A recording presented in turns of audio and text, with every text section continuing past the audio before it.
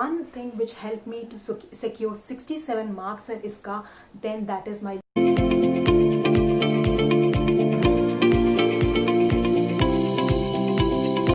Welcome to my channel. I am Bhavana. I am CA finalist, completed my group 2 with good score and preparing for my group 1 final for this November 2020. Yes, I have scored 34 marks in ISCA once and it was a scariest subject for me, but I made it my strength by preparing really well and scored 67 marks. So I want to share my journey with you guys. So let's see what I have done. First of all, the strategy. Whatever the strategy which I have followed is that we have 8 chapters in ISCA. So I have left out one chapter completely, that is chapter 5. I have completely left out chapter 5 and I haven't prepared it at all. So I had only 7 chapters to focus on, and out of 7 also, chapter number 7, I have prepared only the descriptive part of it, not the sections part of it, like the penal sections related to cybercrime, etc. I haven't prepared that. In the IT Act, I have prepared only the theoretical questions like objectives of IT and few of them. So it's like I have prepared half of chapter 7, and rest of the 6 chapters I have prepared thoroughly. That was my strategy and it worked out really well for me. So the and the next one is that what are the books I have prepared. And I have prepared, genuinely speaking, everyone says this, that PM and SM are enough. Yes, PM and SM are completely enough for ISCA. So what's the strategy is that you have to start preparing PM first of all, so that you will get comfortable with each chapter, and once you complete a PM of a chapter, then lift your study material and then go through all the topics, and most of the topics are almost covered in PM. So you feel that only just 4 topics or 4 questions are left out in SM, so you can complete it with ease and you can be very confident that you have completed both PM and SM of a chapter, and that gives you a lot of confidence. And the third thing is gist preparation. You have to prepare a gist notes, that is mandatory. Like if you ask me one thing which helped me to secure 67 marks in ISCA, then that is my gist notes, because what I have, every time I have prepared, I have made a small notes. So I have refined my notes, and at the end I had 4 pages of notes for one chapter. Like for chapter 8, I had only 4 pages to revise. So in that way, for me, revision became so easy with gist notes.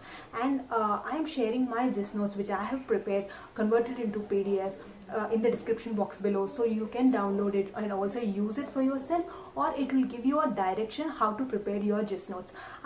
Gist note must contain only 2 things. One is mnemonics to make you remind you about all the side headings in the question, or it must contain keywords. By seeing a little keyword, you have to remember the entire para. In that way, gist note must be very concise and very powerful for you. It must be particularly referring you, because you have to be comfortable with your gist notes. So I'm leaving the links below in the description box. Download it and use it for yourself, or prepare take it as an inspiration and prepare your own gist notes. And after that, what's my revision strategy? For revision, I would say this gist notes played a very important role in my revision. I have prepared and like I used to revise my 3 to 4 chapters in 3 hours time because of these gist notes. So it is very useful that you have a gist notes. It will make the revision easy. It make you remember ISCA. Everyone have this complaint that we keep forgetting ISCA answers. When you have this notes, which is very small, like whenever you don't have mood to study, you can just refer one chapter from that. In that way, you can revise your subject easily, and also you can retain it for a long time. In that way, I was very comfortable with my revision because of my gist notes. According to my analysis of the question paper which comes every time, I analyzed that 80% of the ISCA paper is familiar, like all the questions are familiar. We can find them somewhere in the PM or in the past asked questions or in the RTPs. And 20% of the questions, like almost like 15 to 20 marks in the question paper, comes from those corner topics which are there in SM. They are there in SM, but we don't focus them or we don't see them often. That happened to me a couple of times when I gave my attempts, and I have noticed it. So I have started preparing. I have taken 6 chapters seriously. So for those six chapters, I know each and every point in the SM what they that say. So that made me write 2-3 answers which gave me an edge in the question paper. While writing my exam, I was able to answer 2-3 questions which came out from corners of the study material. So this can be an additional point.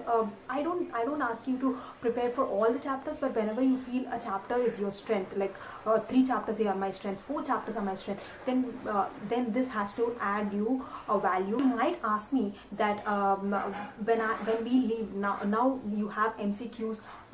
You have MCQs which is coming from every chapter. So if I ask you to leave chapter 5, which is one of the major chapter, and you might lose on MCQs, then I would highly recommend you to leave one chapter, because it will give you ease to prepare the rest of the chapters properly.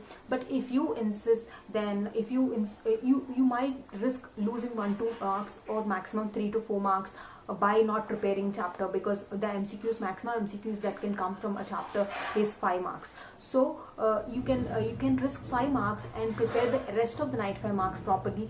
Or else, if you have time, then you can write some tests on overall syllabus of MCQs for ISCA, so that you can find few of the questions somewhere and you can remind them, and you can try your luck in the exam. That's my suggestion. And leave any comments or any queries in the comments box below. I would love to answer. Or you can check out my Instagram handle, and you can also message there. I will reply to you. Though I am a CA student and making a video on, related to CA students, and planning to come up with a lot of more videos for CA students, I am also a passionate healthy lifestyle blogger. I make videos every week. So please check out my channel for both the finance related stuff and also related to healthy eating. And please subscribe to my channel and support me as a friend. Thank you for watching.